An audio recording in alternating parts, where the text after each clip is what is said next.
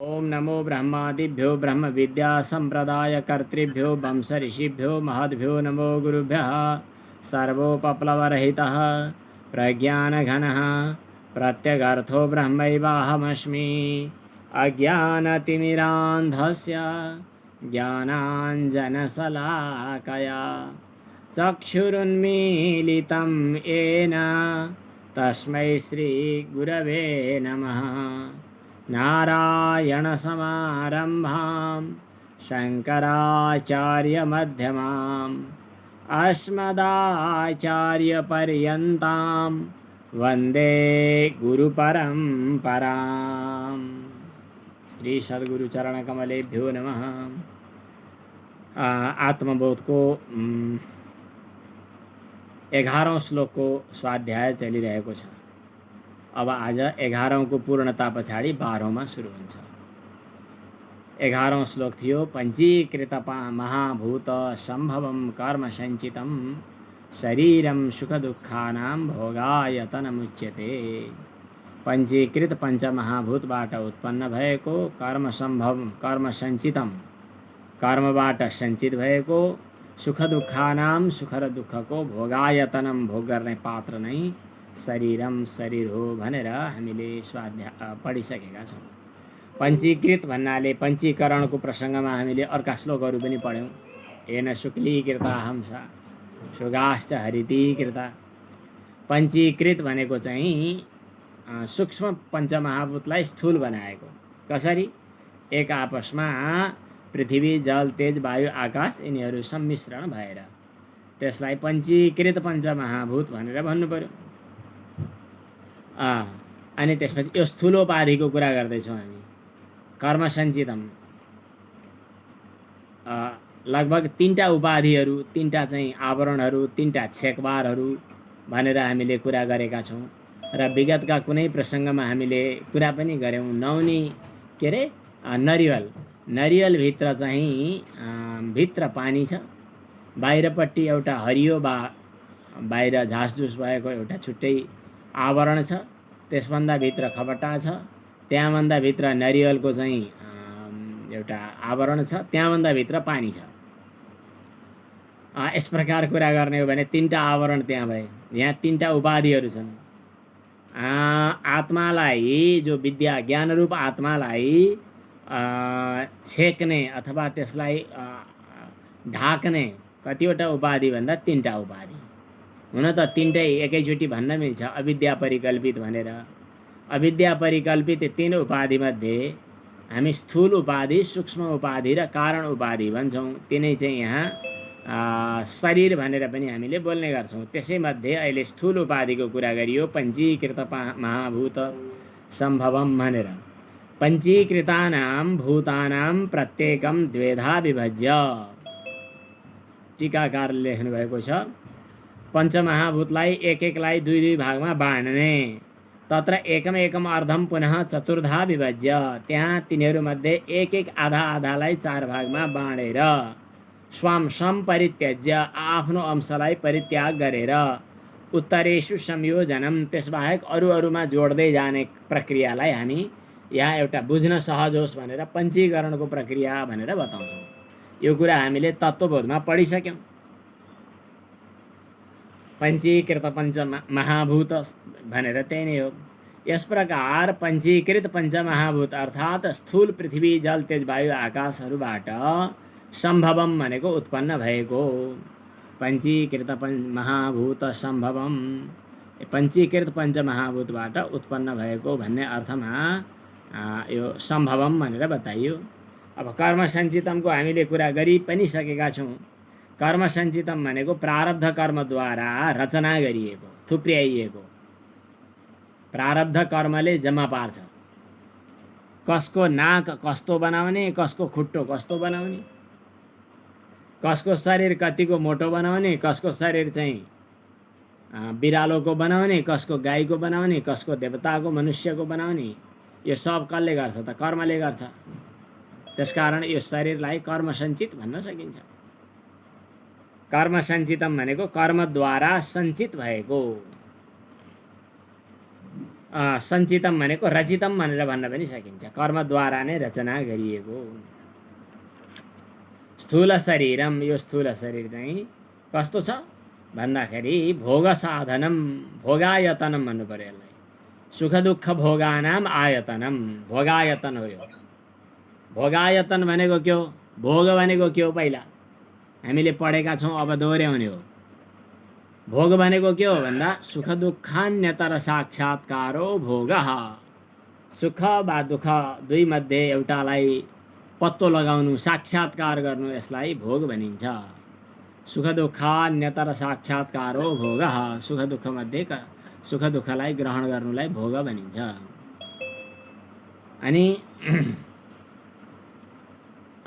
अनि भोग आयतनम भनेको घर, भोग गर्ने भाँडो। भोगायतनम भनेको भोगभाजन, भोग भाँडो। सूक्ष्म शरीरलाई हामीले के भन्यौँ भन्दा भोग के सूक्ष्म शरीरलाई हामीले के भन्यौँ भन्दाखेरि भोग साधन हैन। स्थूल शरीरलाई हामीले भोगायतन भन्यौँ। भोगायतन भन्नु र भोग साधन भन्नुमा फरक छ। भोग गर्ने भाँडो र भोग गर्ने साधन। यो स्थूल शरीर चाहिँ भोग गर्ने पात्र हो, सूक्ष्म शरीर भोग गर्ने साधन हो। भोगस्थानम अनि सुख दुःख भोगानाम आयतनम भनेको भोग गर्ने स्थान, ठाउँ। प्रत्येक आत्मनः इति उच्यते। यो के हो त भन्दा स्थूल शरीर हो। यहाँ स्थूल उपाधिको वर्णन गरियो है यो श्लोकमा। स्थूल उपाधि भनेको के, स्थूल शरीर। फेरि वाचन गरौँ। पञ्चीकृत महाभूत, सम्भवं कर्म संचितं, शरीरं सुख दुःखानां, भोगायतनमुच्यते। अब सूक्ष्म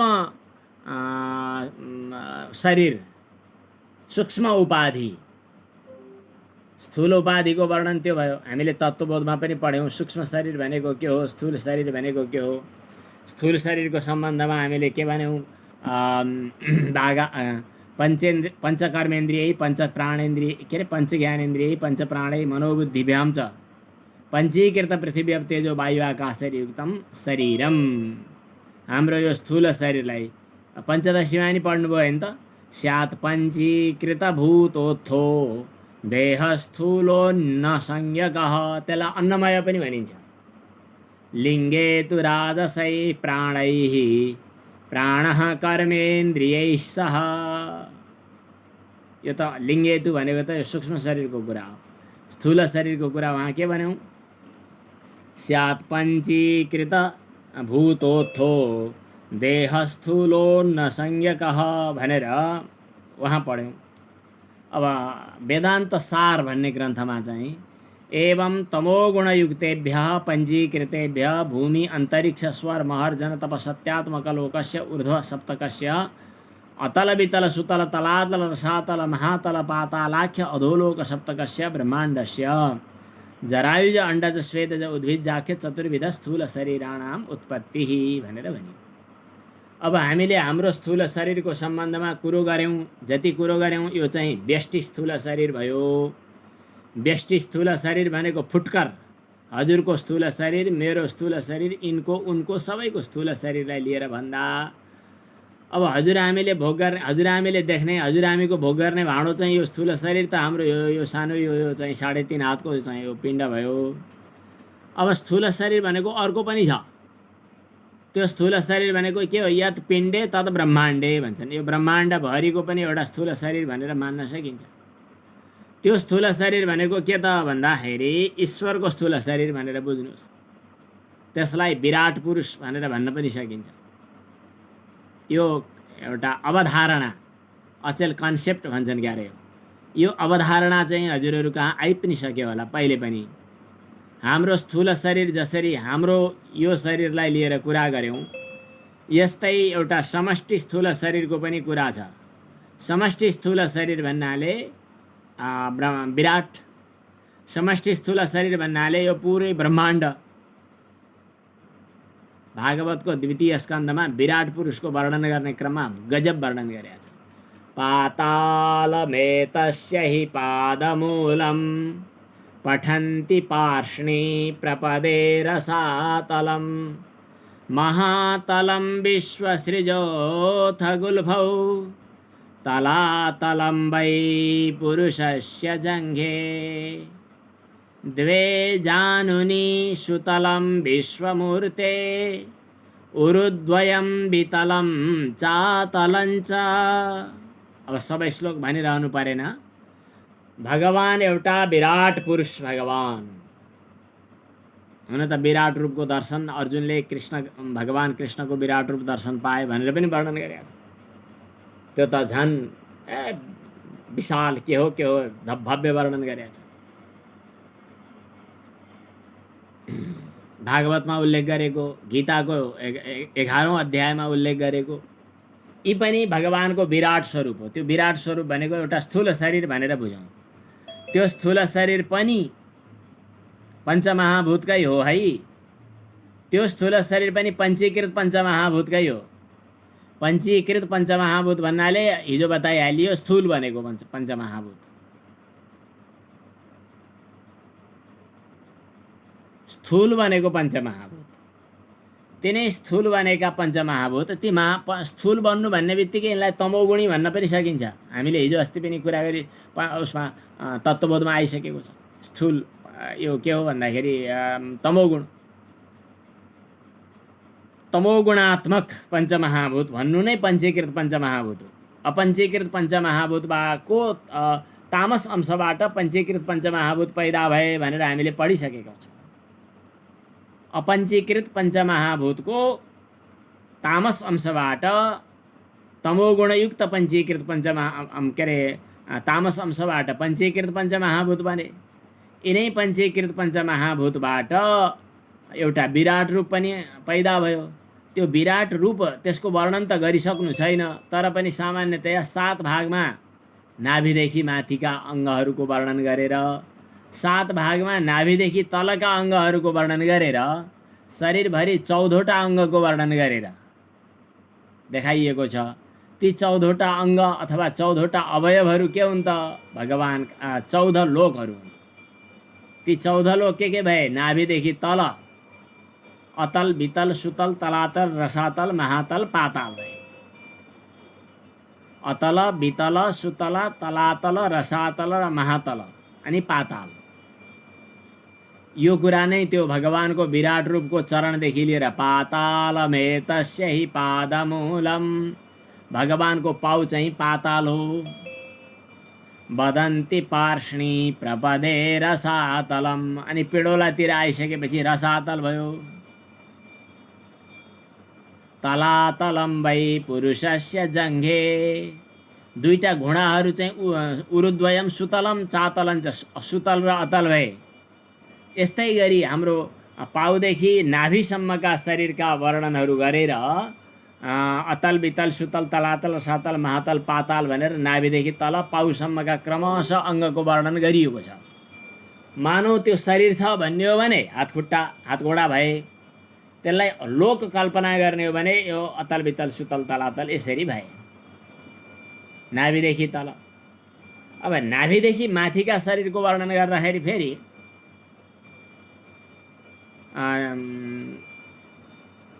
के अरे भूरलोक, भूवरलोक, स्वरलोक, महरलोक, जनलोक, तपलोक, सत्यलोक भनेर शिरसम्म 7वटा लोकहरू नाभिदेखि माथिका वर्णन गरियो। हामी अहिले भूरलोकमा छौँ भन्ने मान्ने हो भनेदेखि मानव एकछिनका लागि नाभिभन्दा अलिकति तलतिरपट्टि बिचबिचमा छौँ। नाभि, भगवान विष्णुको नाभिबाट कमल पैदा भयो भन्छन्। नाभि भनेको के हो भनेर सोद्धा हाम्रो पिताजीले बताउनुहुन्थ्यो। नभएव नाभि, आकाश नै नाभि हो। नभ भन्नु नाभि भन्नु एउटै हो। नभ शब्दको अर्थ आकाश, अर्थात् यो पूर्ण आकाशमा, यो पूर्ण आकाश पूर्णमदः पूर्णमिदममा जो एउटा कमल फुल्यो भूरलोकको नजिकै, त्यहीँ ब्रह्माजी चतुर्मुख भएका पैदा भए, भगवान विष्णुको नाभि कमलबाट ब्रह्मा पैदा भए भनिन्छ। ती चतुर्मुख ब्रह्मा भन्नुको अर्थ पनि अगाडि पछाडि दायाँ बायाँ हेर्ने खाले ब्रह्मा भए। हाम्रा चाहिँ चित्तका देवता के अरे बुद्धिका देवता ब्रह्मा भनेर बताइएको छ। बुद्धिले अगाडि पछाडि दायाँ बायाँ हेर्न सक्यो भने ब्रह्माको भूमिका पूर्ण गर्न सक्यो। जे होस्, हाम्रो शरीरलाई लिएर स्थूल शरीर भनेर भन्दै गरे झैँ समष्टि ब्रह्माण्ड पनि एउटा ईश्वरको स्थूल शरीर हो। हाम्रो शरीरमा तलमाथि अङ्गहरू भए झैँ यो ब्रह्माण्ड पनि भगवानको एउटा अङ्गको परिकल्पना गर्न सकिन्छ, स्थूल शरीर हो। यहाँसम्म ठिक छ। अब गहिरिएर दर्शनको विचार गर्दै गर्दा केलाई स्थूल भनियो केलाई सूक्ष्म भनियो यसको हिसाब चाहिँ होइन रहेछ, गडबडै हुँदो रहेछ। अब त्यो पुरै ब्रह्माण्डको एउटा स्वरूपलाई लिएर हेर्ने हो भने त्यस्ता अनन्त कोटि ब्रह्माण्डहरू पनि जसको श्वास प्रश्वासमा भित्र बाहिर गर्छन् भनेर हामीले त सुनेकै हो, पढेकै हो। स्वस्थानीमा पढ्ने गरेको अचम्म लाग्थ्यो। अब विचार गरी हेर्दा अनि नपत्याउन पनि पाइन्थ्यो त्यतिखेर। हजुरबाको पुस्तक स्वस्थानी नपढे पनि हुन्छ अथवा नपत्याए पनि हुन्छ भनेर उमेर अवस्थामा हुक्क गर्ने मान्छेहरू, युवा युवतीहरू थिए। नपत्याउन पनि पाइन्छ, हाम्रो धर्मशास्त्रमा केही आपत्ति छैन। तर आज विज्ञानले हेर्दै गर्दा त्यो निहारिका आकाशगङ्गा अनि ब्रह्माण्ड अनि यी ब्रह्माण्डहरूको एउटा सूर्यपिण्ड समेतको ब्रह्माण्ड गोलकलाई, त्यो ब्रह्माण्ड गोललाई फेरि नियन्त्रण गर्ने अर्को सूर्य, त्यस्ता अनन्त ब्रह्माण्डहरू, ती अनन्त ब्रह्माण्डहरू पनि फेरि एउटा बिन्दुमा अटेर त्यस्ता अनन्त बिन्दुहरू, ती अनन्त बिन्दुहरू पनि एउटा बिन्दुमा अटेर त्यहाँभन्दा बढी अनन्त बिन्दुहरू। ए परमात्मा, कल्पना गर्दा मानव दिमाग पट्ट फुट्ला जस्तो। तर यस्ता कल्पनाहरू आज विज्ञानले पनि सम्भावना ढोका खोल्यो। हामीले त नासाका वैज्ञानिकहरू, मैले त पत्रिका पढ्ने हो, म पुरा त्यस्तो विज्ञान पढ्ने विद्यार्थी होइन। हामीले त विज्ञानको आविष्कारको क्षेत्रमा एकदमै कम यो पुरै समुद्रलाई बुझ्दा समुद्रको एउटा पानीको थोपा जति बुझ्नु, समुद्र बुझ्न त बाँकी नै छ, एउटा पानीको थोपा बराबर हामीले बुझ्दैछौँ। यो ब्रह्माण्ड बुझ्नु त कहाँ हो, तर हामी ब्रह्माण्ड रूपी एउटा समुद्रलाई बुझ्नुभन्दा अगाडि एउटा हामी पानीको थोपा बुझ्दैछौँ भनेर कुरा गरेको सुन्दा मलाई त्यो ऋग्वेद भारद्वाज ऋषिले भगवान शिवसँग ज्ञान सिक्ने बेलामा सुनेका कुराहरूको याद आयो। भारद्वाज ऋषिले 100 वर्षसम्म तपस्या गरेर भगवान शिवलाई प्रसन्न पार्नुभयो। भगवान शिवले आशीर्वाद दिनुभयो अनि भन्नुभयो कि तिम्रो के चाहना छ? भारद्वाज ऋषिले भन्नुभयो म वेद पढ्न चाहन्छु। भगवान शिवले भन्नुभयो तिम्रो त आयु सकियो, अब के गर्छौ? वेद पढ्ने इच्छा थियो हजुरको, जो मर्जी। भगवानले भन्नुभयो त्यसो भए ठिक छ, तिमीलाई 100 वर्ष आयु दिएँ, 100 वर्ष आयु थपिदिनु। 100 वर्षसम्म वेदको अध्ययन गर्दा गर्दा गर्दा गर्दा पत्तो लागेन ज्ञान के, वेद भने ज्ञान। अनि फेरि 100 वर्ष, फेरि 100 वर्ष, अब पनि अरू पनि पढ्ने इच्छा छ भन्दा अझै पढ्ने इच्छा छ। अनि भगवान शिवजीले बालुवाको थुप्रो देखाएर अनि एक मुठ्ठीभर निकालेर, यति चिम्टीभर निकालेर यो बालुवाको थुप्रो जति छ यो सबै थुप्रो बराबर वेद वाङ्मय छ। तर तिमीले अहिले अध्ययन गर्न थालेको वेद भनेको एक मुठ्ठी बराबर पनि तिमीले प्राप्त गर्न बाँकी नै छ, अथवा तिमीले यति प्राप्त गर्दैछौ भनेर भगवान शिवजीले भन्नुभयो भन्ने कथा प्रसिद्ध छ। वैदिक आख्यान हो यो। जान्नुपर्ने बुझ्नुपर्ने दुनियाँका अनन्त सीमा धेरै टाढा छ, तर हामी बुझ्दैछौँ थोरै। तर हामी यसरी बुझ्दा सबैलाई बुझिदिन्छौँ। एकेन विज्ञातेन सर्वमिदं विज्ञातं भवति। यो सबै त्यो पूर्ण ब्रह्ममा कल्पित छ। योषा वसौ पुरुषः सोऽहमस्मि। त्यो जुन पूर्ण ब्रह्ममा यी सम्पूर्ण अनन्त ब्रह्माण्डहरू कल्पित छन् त्यो पूर्ण ब्रह्मसँग मेरो एकाकार हुन सक्छ। तत्त्वमसि अहम ब्रह्मास्मि यो अनुभव हुन सक्छ। यहाँनेरि पुगेर यति नै बुझ्यो भने एकेन विज्ञातेन एउटा जानेपछि सर्वमिदं विज्ञातं भवति। प्रसङ्ग चलिरहेको थियो हाम्रो स्थूल शरीरको, स्थूलोपाधिको। स्थूल शरीर भनेर यो शरीरको बारेमा कुरा त हामीले पहिला सुनिसकेका छौँ।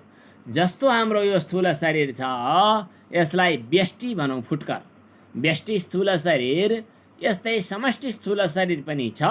त्यो समष्टि स्थूल शरीर पनि अविद्याको सन्तान, अज्ञानको सन्तानको रूपमा आएको, त्रिगुणात्मक अज्ञानद्वारा कल्पित, अनि त्यसमध्ये अपञ्चीकृत पञ्चमहाभूतको पनि तामस अंशबाट पैदा भएको पञ्चीकृत पञ्चमहाभूतको अभिव्यक्तिको रूपमा यो स्थूल शरीर जस्तै ब्रह्माण्ड रूपी स्थूल शरीर पनि छ। यो कुरा यस प्रसङ्गमा आएको थियो। अब रह्यो कुरा चाहिँ यो हाम्रो प्रारब्ध कर्मद्वारा जम्मा हुन्छ हैन। यो शरीर नि, यो शरीर यो जीवात्माको, यो शरीरको खोलभित्र छिरेर कल्पना गर्ने यो जीवात्माको प्रारब्धले बटुलेर यो शरीर आएको। दुब्लो पातलो मोटो जे भए पनि, रोगी निरोगी जे भए पनि, गोरे काले जे भए पनि, यो पिण्ड चाहिँ यो प्रारब्धले बटुलेर लिएर आएको। हजुरहरूको त्यो पिण्ड, त्यो प्रारब्धले, त्यो पिण्डभित्र रहेको जीवात्मा भनिने उपहित चैतन्यले बटुलेका काल्पनिक प्रारब्धको कारणले आएको त्यो त्यो त्यो त्यो हाडछालाको थुप्रो हो त्यो। यस्तै गरी अब प्रश्न गर्न सक्नुहुन्छ, मेरो मनमा पनि जिज्ञासा आउँदैछ कि यो समष्टि के अरे यो चाहिँ यो ब्रह्माण्ड कसको प्रारब्धले आयो हैन। यो ब्रह्माण्ड रूपी स्थूल शरीर अब ईश्वरको प्रारब्धले लिएर आयो भन्न चाहिँ मन मान्दैन, किन ईश्वर हाम्रो जस्तै प्रारब्धको अधीनमा भएर त्यो ब्रह्माण्ड मतलब त्यो विराट रूप ईश्वरले लिँदैन। त्यसकारणले ईश्वर प्रारब्धाधीन भएर त्यो स्थूल शरीर लिँदैन। त्यो स्थूल शरीर कसको प्रारब्धका कारणले आएको हो? समष्टि स्थूल शरीर, यो होइन त्यो समष्टि स्थूल शरीर भनेर भन्दा अब यहाँनिर शास्त्रकारले के बताउनु भएको छ भने हजुर हाम्रो व्यष्टि जीवात्मा, व्यष्टि भनेको त बुझ्नुहुन्छ नि, व्यष्टि भनेको फुटकर, समष्टि भनेको होलसेल। व्यष्टि भनेको एक एक एक एक, समष्टि भनेको सबैलाई बोलेको। व्यष्टि भनेको रुख, समष्टि भनेको वन। व्यष्टि भनेको पानी, समष्टि भनेको जलाशय।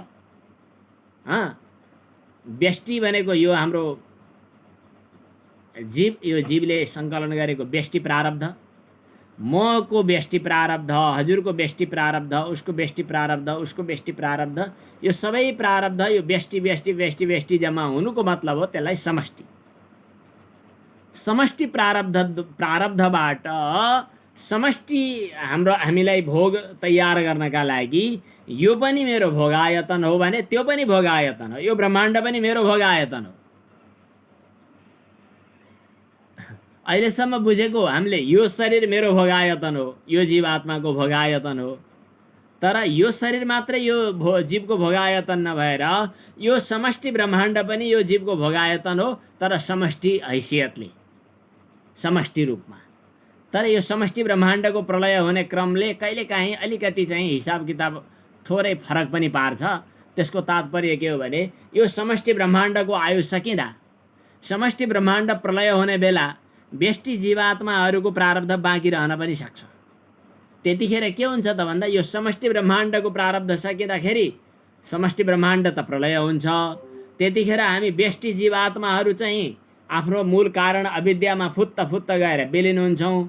विलिन हुँदा प्रारब्ध जति भोग्न बाँकी थियो त्यतिमा स्टप भएर हामी त्यहाँ विलिन भएका हुन्छौँ। अब जब फेरि ईश्वर इच्छाले अर्को कल्पमा फेरि सृष्टि हुने बेला आउँछ, फेरि ब्रह्माण्ड पैदा हुन्छ, त्यतिखेर अघिल्लो कल्पमा जुन जति मात्रामा हजुर हामी जीवात्माहरू व्यष्टि जीवात्माहरूको व्यष्टि प्रारब्धको जुन अवस्थामा स्टप भएर बसेका थियौँ, हामी रोकिएर बसेका थियौँ, त्यहीँबाट अब फेरि सुरुवात हुन्छ। जति खर्चेका थियौँ खर्च्यौँ, बाँकी रहेको त बाँकी रहेकै छ। त्यो बाँकी रहेको सहित आफ्नो मूल कारण अविद्यामा विलिन भएको छ। जब भगवानले सृष्टिको इच्छा राख्नुहुन्छ, ब्रह्माण्ड आदिहरूको कल्पना परिकल्पना सृष्टि हुन्छ, त्यतिखेर जीवात्माहरू पनि भुरुरुरु ईश्वरको इच्छाबाट पैदा हुन्छन्। यथापूर्वम पहिला जस्ता थिए त्यसै गरी पहिला जुन हदमा जस्तो जति प्रारब्ध कर्म भोगिरहेको थियो, मनुष्य मनुष्य बनेर भोग्नुपर्ने, गाई गाई बनेर भोग्नुपर्ने, बाँदर बाँदर बनेर लामखुट्टे लामखुट्टे भएर भोग्नुपर्ने जति जति प्रारब्धको पहिलेको भोग र भोगशेष थियो, त्यति नै अंशमा तिनै लिएर भुरुरु पैदा भएर पछि फेरि अर्को सृष्टिमा अर्को कल्पमा आउँछन्। यो समष्टि ब्रह्माण्डको प्रारब्धको चाहिँ ग्रहदशा, यो समष्टि प्रारब्धको आयु के मतलब ब्रह्माण्डको आयु पनि आफ्नै गतिमा हिँडेको छ र यो व्यष्टि जीवात्माको चाहिँ मतलब यो के अरे शरीरको प्रारब्ध पनि आफ्नै गतिले हिँडेको छ। तर यो व्यष्टि चाहिँ समष्टिभित्र छ, तर यिनीहरूको चाहिँ गति छ त भनियो।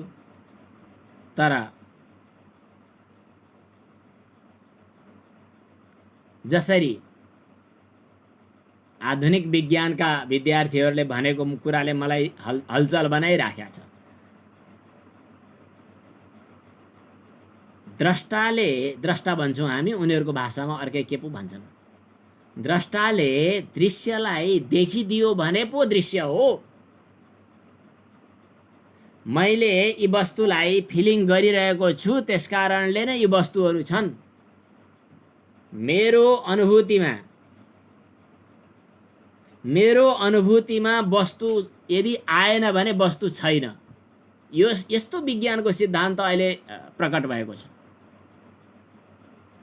विज्ञानका विद्यार्थीहरूलाई यस्तो कुरो थाहा हुन्छ, आधुनिक साइन्स, आधुनिक विज्ञानको। द्रष्टाले देख्यो भने, द्रष्टाले अनुभव गर्यो भने, अर्थात् मैले ठान्देको छु र यो वस्तुहरू छ, त्यही हो। के भन्ने अरे भन त, के अरे फेरि भन्नु। अब्जर्भरले अब्जर्भ गर्यो भने मात्रै, ए अब्जर्भरले अब्जर्भ गर्यो भने मात्रै अनि त्यो अब्जेक्ट हुन्छ। त्यो अब्जेक्ट हुन्छ। अब्जेक्ट माने विषय हुन्छ, वस्तु हुन्छ। यदि द्रष्टाले अब्जर्भरले अब्जर्भ गरेन भने त्यो चाहिँ वस्तु चाहिँ वस्तु हुँदैन। यो अहिले आधुनिक विज्ञानले बतायो। अब यसको तात्पर्य के भयो त, जब हामी ब्रह्मतत्वमा समाहित छौँ, अहम ब्रह्मास्मिको अनुभव गर्दैछौँ, त्यतिखेर न यो शरीर, किन अनुभव गर्दैका छौँ न, तब अनुभूतिमा चढ्यो, हामीले अब्जर्भ गर्दैछौँ, त्यसपछि नै यो वस्तु चाहिँ यो वस्तुको रूपमा आयो। यदि हामी यो दृश्यलाई दृश्यको रूपमा अनुभव गरेनौँ भने, किन हामी दृश्य वस्तुबाट जब दृष्टि हटाएर स्वस्वरूपमा अवस्थित भयौँ भने दृश्य पदार्थ त छैन। बस आयो अब योग वासिष्ठ। दृश्यम नास्तीति बोधेन मनसो दृश्यमार्जनम सम्पन्नं चेत् तदुत्पन्ना परा निर्वाण निर्वृत्ति। मूल स्रोत कहाँ मैले अहिले भुलेको हुनसक्छ, तर श्लोक चाहिँ उद्धारण गर्न सक्नुहुन्छ, टिप्न सक्नुहुन्छ। ज्यादै महत्त्वपूर्ण कुरा, दृश्यम नास्तीति बोधेन, टिप्नु होला। दृश्यम अष्टावक्र गीता हो कि।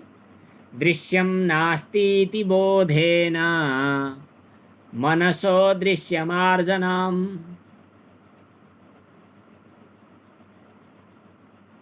सम्पन्नं चेत् तदुत्पन्ना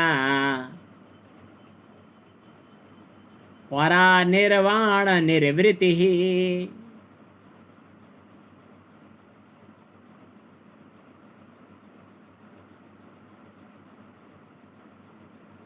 दृश्यम नास्तीति बोधेन, जब हाम्रो बोधद्वारा दृश्य, हामी दृश्यमा पुगेन, दृश्यम नास्तीति बोधेन, दृश्य छैन भन्ने कुराको बोधद्वारा, दृश्य छैन भन्ने बोधै होइन, दृश्यको प्रतीति नहुनु हो। नत्र दृश्य छैन भन्नका लागि के छैन रे भन्ने बित्तिकै दृश्य आइहाल्छ। फेरि दृश्य छैन भन्ने पनि हामीलाई अवसर आउँदैन त्यतिखेर, जतिखेर दृश्य पूर्णतया समाप्त हुन्छ। दृश्यम नास्तीति बोधेन मनसो दृश्यमार्जनम सम्पन्नं चेत्, यदि दृश्य मार्जन भयो भने, दृश्य समाप्त भयो भने, तद उत्पन्ना परा निर्वाण निर्वृत्ति। हामी यस्तो विज्ञानको कुरा गर्दैछौँ जहाँ दशौं हजार वर्ष होइन लाखौं वर्ष पुराना ऋषिमुनिहरूले आविष्कार गरे। हामीले जान्न पर्दैन, हामीले ऋषिमुनिहरूको वचनमा श्रद्धा गरे पुग्छ, त्यसलाई थोरै मनन विचार गर्दै पुग्छ। अचेलका टाउको दुखाइ गरेका विज्ञानहरू त्यहाँ वरिपरि फुइफुइती घुम्दा रहेछन्, थाहै थिएन हामीलाई, हुँदो रहेछ त। कति रमाइलो रहस्य, कति रमाइलो विज्ञान। दृश्यम नास्तीति बोधेन मनसो दृश्यमार्जनम सम्पन्नं चेत तदुत्पन्ना परा निर्वाण निर्वृत्तिः। बन्यो श्लोक लेख्नुभयो होला, एकपटक वाचन गरी हेरौँ, म भन्छु अनि हजुर है। दृश्यम नास्तीति बोधेन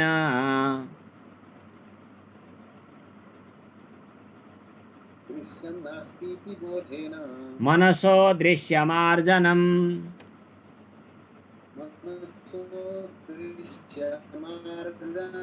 सम्पन्नं चेत तदुत्पन्ना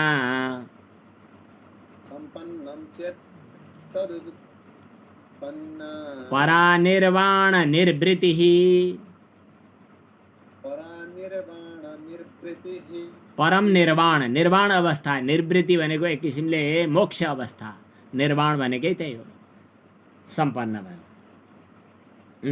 अब यो त स्थूल शरीरको कुरा गर्दै थियौँ, यही नीति यही तरिका चाहिँ सूक्ष्म शरीरमा पनि हो। स्थूल शरीर पञ्चीकृत महाभूत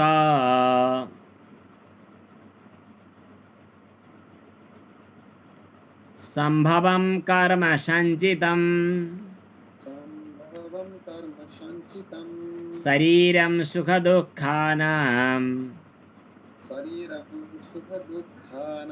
भोगायतनमुच्यते।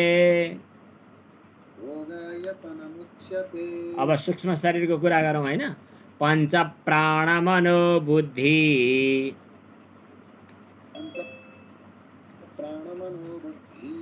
दशेन्द्रिय समन्वितम् अपञ्चीकृतभूतोत्थं सूक्ष्मांगं भोगसाधनम्। पञ्च प्राण, अब अर्थ गरौँ अनि वाचन गरौँला फेरि, अनि तयार हुन्छ। अर्थ बुझेपछि त छिटो कण्ठ पनि भइहाल्छ। पञ्च प्राण मन बुद्धि, हजुरहरूले तत्त्वबोधमा पढिसक्नु भएको छ हैन। अपञ्चीकृत पञ्चमहाभूत भूतैर कृतम उता स्थूल शरीरमा पञ्चीकृत पञ्चमहाभूतैः कृतं सत्कर्मजन्यं सुखदुःखादि भोगायतनं शरीरम् अस्ति जायते वर्धते विपरिणमते अपक्ष्यते विनश्यति इति षड्विकारवत् एतत् स्थूल शरीरम भनेर पढ्नुभयो। अब सूक्ष्म शरीरमा अपञ्चीकृत पञ्चमहाभूत भूतैर्जन्यम भनेर हामीले वहाँ पढिसक्यौँ।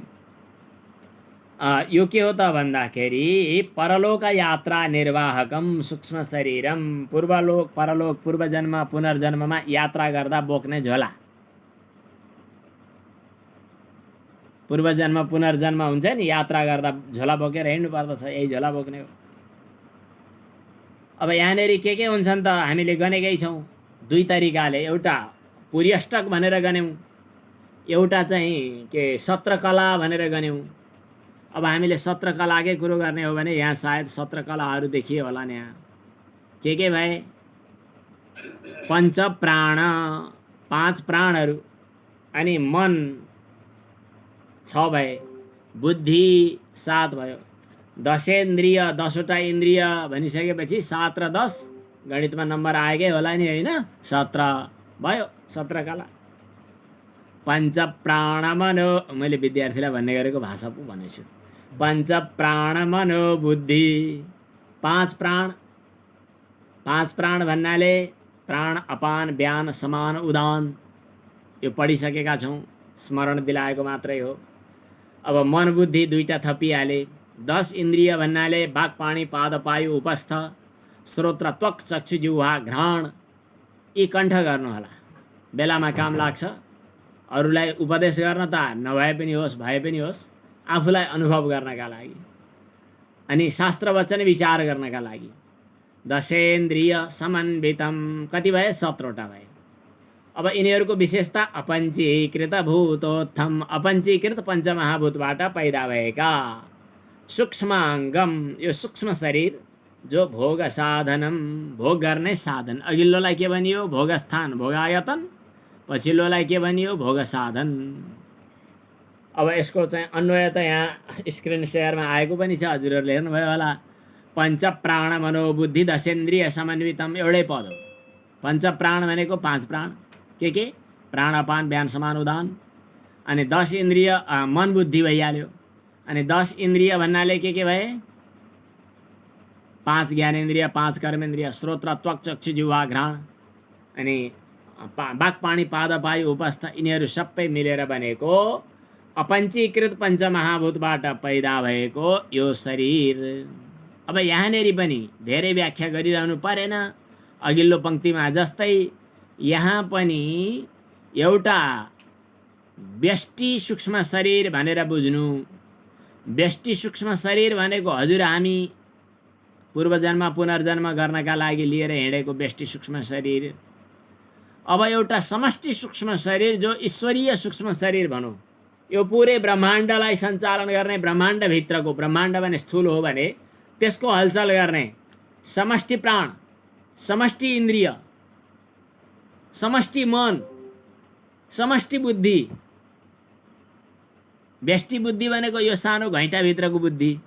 समष्टि बुद्धि भनेको पुरै, त्यो समष्टि पुरै बुद्धिलाई महत्तत्व भनेर बुझ्ने। समष्टि पुरै मन पनि छ, समष्टि पुरै मनलाई पनि बुझ्ने।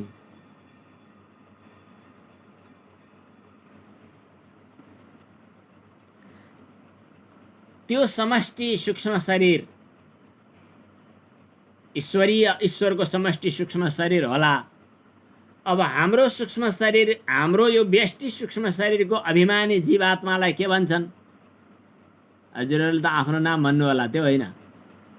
विराट हिरण्यगर्भ र ईश्वर समष्टि, अनि व्यष्टिमा चाहिँ विश्व, तेजस र प्राज्ञ। अघि बताएको स्थूल शरीरको अभिमानीलाई वैश्वानर पनि भन्छन्, कहीँ विश्व भनेर बताइयो।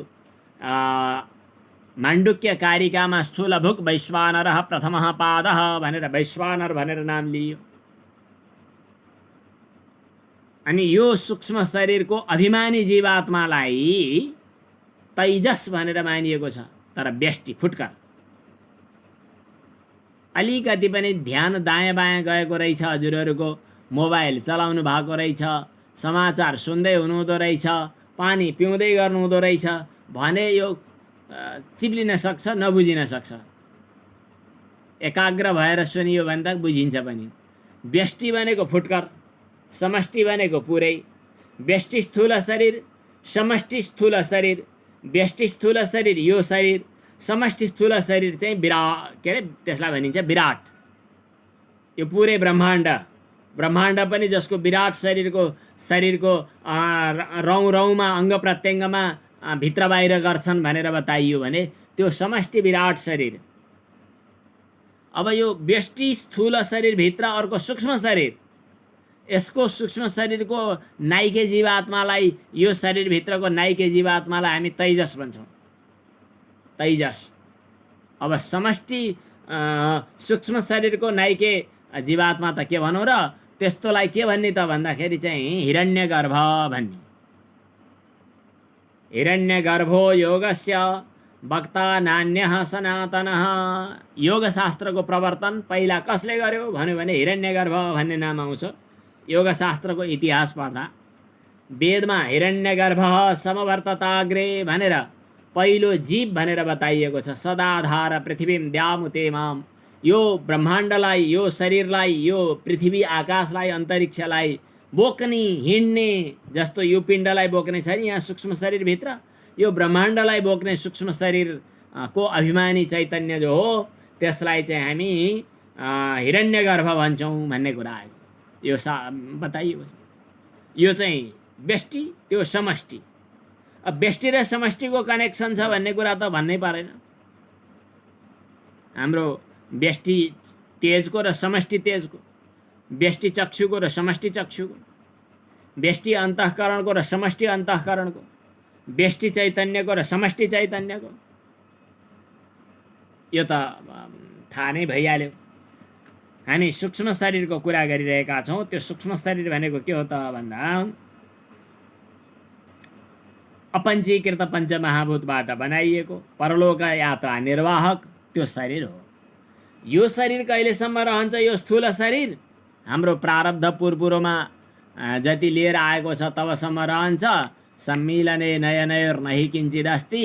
अनि प्रारब्ध सकिएपछि पानीको फोको फुट्यो, बत्ती निभ्यो, यो शरीर चाहिँ ढल्यो, जीवात्मा आफ्नो झोला बोकेर गयो। यति नै हो। अब त्यो झोला बोकेर हिँड्दा त्यो जीवात्माले झोला बोकेको त्यो झोला जो हो नि, त्यो झोला भनेको के त भन्दा सूक्ष्म शरीर। त्यो सूक्ष्म शरीरको झोला कहिलेसम्म बस्छ? कहिलेदेखि बोकियो त थाहै छैन, अनादिकालदेखि बोकियो। कहिलेसम्म बोक्ने भन्दा जुन दिनसम्म ब्रह्मज्ञान प्राप्त हुँदैन तहिलेसम्म बोक्ने। कहिलेसम्म बोक्न मन लागेको छ तबसम्म वेदान्त नसुन्नु। वेदान्त सुनेपछि त यो जान्छ। के जान्छ? वासनामय शरीर जान्छ। सूक्ष्म शरीर राम नाम सत्य हो। अनि आगो लाउनु पर्यो। के हो? ज्ञानाग्नि दग्ध कर्माणि कर्माणः तमाहु पण्डितम बुधा। भगवत गीता। ज्ञान रूपी अग्निले जसको संस्कार वासना कर्म डढ्यो त्यसलाई चाहिँ पण्डित हो भनेर बताइएको छ भन्नुभएको छ। पूर्वोक्तैः अपञ्चीकृतैः लिङ्ग शरीरम परलोक यात्रा निर्वाहकम मोक्ष पर्यन्तम स्थायी। मोक्ष जबसम्म भइँदैन तबसम्म बस्यो यो। मन बुद्धि पनि त्यहीँ बस्छन्। त्यहाँ यी 17 कलाहरू छन्। मन बुद्धि बाहेक 15वटा कुराहरू। के? ज्ञानेन्द्रिय पञ्चक, कर्मेन्द्रिय पञ्चक र प्राणादि पञ्चक। यही हो। यो कुरा त बताइयो यहाँ। पञ्च प्राण मनो बुद्धि दशेन्द्रिय समन्वितम। पञ्च प्राण मनो बुद्धि दशेन्द्रिय समन्वितम अपञ्चीकृत भूतोत्थम सूक्ष्मांगम भोग साधनम।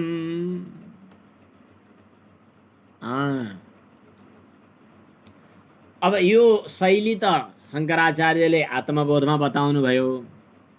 अब विवेक चूडामणि भन्ने ग्रन्थमा चाहिँ यही 17 कलालाई अर्को तरिकाले 8 पुडियामा भन्नुभएको छ। पुरी अष्टक भनेर। हजुरहरूले पढिसक्नुभयो। मैले पक्कै पनि पहिला लेखाएको पनि हुँ जस्तो लाग्छ। वागादि पञ्च, श्रवणादि पञ्च, प्राणादि पञ्चाभ्रमुखानि पञ्च, बुद्ध्याद्य विद्यापि च कामकर्मणि पुर्यष्टकम सूक्ष्म शरीरमाहु।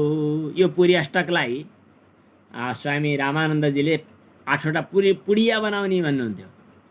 बाघादि पञ्च, बाघ पानी पाद पायु उपस्थ 5वटा ज्ञानेन्द्रियहरूलाई जम्मा पारेर एउटा पुडिया बनाउने रे। जसरी वैद्यले औषधि राख्नका लागि कागजका टुक्रा बनाएर त्यहाँ चम्चाले थुप्प थुप्प औषधि राखेर अनि त्यो औषधिको पुडिया पार्ने।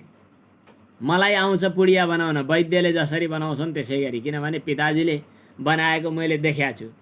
त्यो पुडिया बनाउने पनि कला हुन्छ।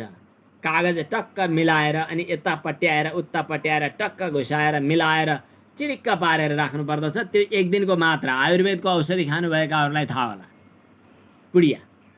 तर त्यो पुडियाभित्र 8 थरी औषधि 5 थरी औषधिहरू मिसिएका छन्। त्यो पहिलो डोज। के? बाघादि पञ्च, बाघ पानी पाद पायु उपस्थै 5वटा इन्द्रियहरूको एउटा पुडिया बनाउने। श्रवणादि पञ्च, तिनीहरूको जात मिल्छ नि। अनि श्रवणादि पञ्च, श्रोत्र त्वक चक्षु जिह्वा घ्राण, यी 5वटा ज्ञानेन्द्रियहरूको अर्को पुडिया बनाउने। बाघादि पञ्च, श्रवणादि पञ्च, प्राणादि पञ्च, अनि प्राण अपान व्यान समान उदान, यी 5 प्राणलाई चाहिँ एउटा पुडिया बनाउने। कति भए? 3टा। बाघादि पञ्च, श्रवणादि पञ्च, प्राणादि पञ्चाभ्रमुखानि पञ्च। अब त्यहाँ अर्को तरिका पनि थपियो कि पृथ्वी जल तेज वायु आकाश अभ्रमुखानि भनेको चाहिँ पञ्चमहाभूतहरूलाई पनि एउटा पुडियामा हालिदिने। कति भए? बाघादि पञ्च, श्रवणादि पञ्च, प्राणादि पञ्च, अभ्रमुखानि पञ्च, 4वटा पुडिया भए। अब बुद्धि अविद्या काम कर्म, बुद्धि अविद्या काम कर्म यति मिलाइदियो भने कति भए? 8वटा भए। पुर्यष्टकम सूक्ष्म शरीरमाहु। यिनीहरू सूक्ष्म शरीरभित्र पर्छन्। वाचन गर्नुहोस्। पञ्च प्राण मनो बुद्धि पंच प्राण मनो बुद्धि दशेन्द्रिय समन्वितम् दशेन्द्रिय समन्वितम् अपञ्चीकृत भूतोत्थम् अपंचीकृत भूतोत्थम् सूक्ष्मांगं भोग साधनम्। सूक्ष्मांगं भोग साधनम्। टीकाकारले के लेख्नु भएको छ यसो हेर्दैछु। अस्यैव महाप्राणस्य प्राणादयः पञ्चवृत्तयः। अति प्राणादि प्राण अपान व्यान अपान उदान समान यी पाँचवटा प्राण भनिन्छ। ती पाँचवटा प्राण भनेका कस्ता हुन् त? यसको टीकाकारले व्याख्या गर्नुभएको छ कि महाप्राण जो हो त्यसैका वृत्ति विशेष हुन्। एउटै अन्तःकरणका वृत्ति विशेष मन बुद्धि चित्त अहङ्कार भने जस्तै एउटै महाप्राणका 5 अवान्तर भेद अथवा वृत्ति विशेष नै भनेर बताइयो। के प्राण अपान व्यान समान उदान ठाउँ हेरिकन नाम। कसैको बिहेमा गयो छाता ओढेर टाई सुट लगाएर भने जन्ती भन्दा रहेछन्। अनि मर्यो रे भनेर शङ्ख बजाएका पछि लाग्यो भने मलामी भन्दा रहेछन्। हलो जोत्न हिँड्यो भनेदेखि त्यतिखेर चाहिँ कृषक किसान भन्दा रहेछन्। यस्तै त हो नि, नाम अनुसार के काम अनुसार नाम फरक फरक। यो एउटै महाप्राण पनि हृदय प्राणो गुदेपानः समानो नाभिमण्डले कहाँ पुग्यो तदनुसारका वृत्तिहरू पनि। ज्ञानेन्द्रिय कर्मेन्द्रियाणि 10 मनः यस्य सङ्कल्पात्मिका अन्तःकरण वृत्ति। सङ्कल्पात्मक अन्तःकरण वृत्तिलाई मन भनिन्छ। बुद्धि शब्देन निश्चयात्मिका अन्तःकरण वृत्ति। बुद्धि भनेको निश्चयात्मक अन्तःकरण वृत्ति हो। अपञ्चीकृत सूक्ष्म वृत्ति व्याप्त महाभूतेभ्य इत्थम जातम। अब यो सूक्ष्म शरीर कसरी बनेको छ त भन्दा अपञ्चीकृत पञ्चमहाभूतबाट अर्थात् सूक्ष्म महाभूतबाट पैदा भएको छ। सूक्ष्माङ्गम भनेको यो लिङ्ग शरीर सुख दुःखादि भोग गर्ने साधन हो भनेर बताइएको छ। सुख दुःखादि भोग साधनम उच्यते इत्यर्थः। यस प्रकार सूक्ष्म शरीरको प्रसङ्ग आयो। सूक्ष्म शरीरको उत्पत्ति कसरी भयो भनेर त हामीले तत्त्वबोधमा पढिसक्यौँ होइन। सूक्ष्म शरीराणि सप्तदश अवयवानि लिङ्ग शरीराणि च। अवयवहरू यहाँ ज्ञान भनिसक्यौँ हामीले। तत्त्वबोधमा पनि आएको छ। अब सूक्ष्म शरीरलाई दुई ढङ्गले बुझ्ने। एउटा पर सूक्ष्म शरीर अर्थात् व्यष्टि समष्टि, एउटा अपरलिङ्ग शरीर अथवा हाम्रो शरीर। पर हिरण्यगर्भ शरीरलाई चाहिँ पर सूक्ष्म शरीर भन्ने, हाम्रो सूक्ष्म शरीरलाई अपर सूक्ष्म शरीर भन्ने। अब एक किसिमले भन्ने हो भने त्यो समष्टि सूक्ष्म शरीरलाई चाहिँ एउटै भाषामा एउटै शब्दमा भन्छु भन्न मन लाग्यो भने कतै न कतै अहङ्कार शब्दको प्रयोग गर्न सकिन्छ है। सूक्ष्म शरीरलाई अहङ्कार हुन त अहङ्कार त्यसको अवयवको रूपमा पनि कहीँ कहीँ वर्णन गरियो मन बुद्धि सहितको यो सबैलाई लिएर। तर त्यसलाई प्राय अहम अहम गर्ने आधार बढी भएको हुनाले अहङ्कार पनि भन्न सकिन्छ। हामीले बुझ्नका लागि शास्त्रमा एउटा भाषा प्रसिद्ध बनाएका छौँ। व्यष्टि सूक्ष्म शरीरलाई अहङ्कार भन्ने, समष्टि सूक्ष्म शरीरलाई अहम तत्त्व भन्ने। महत तत्त्व अहम तत्त्व भनेर भन्नुभएको छ। समष्टि सूक्ष्म शरीरलाई अहम तत्त्व, व्यष्टि सूक्ष्म शरीरलाई अहङ्कार भन्ने। यस प्रकार व्यष्टि समष्टिको भेदद्वारा पनि यो महत तत्त्व र अहम तत्त्वलाई बुझ्न सकिन्छ। अब आजको प्रसङ्ग यहीँ विश्राम गर्ने हो कि जस्तो लाग्यो। अब अर्को श्लोकमा चाहिँ यस पछाडि चाहिँ यो त हाम्रो भइ नै हाल्यो होइन। पञ्च प्राण मनो बुद्धि दशेन्द्रिय समन्वितम अपञ्जीकृत भूतोत्थम सूक्ष्माङ्गम भोग साधनम। अब अर्को श्लोकमा चाहिँ अब कारण शरीर र कारण शरीरभन्दा अतीत भएको आफ्नो स्वरूपको बोध गर्नु भन्ने कुरा अब आगामी श्लोकमा हुन्छन्। आज यहाँ विश्राम। ओम पूर्णमदः पूर्णमिदं पूर्णात् पूर्णमुदच्यते पूर्णस्य पूर्णमादाय पूर्णमेवावशिष्यते। ओम शांति शांति शांति। ओम। नमो नारायण गुरुदेव, नमो नारायण।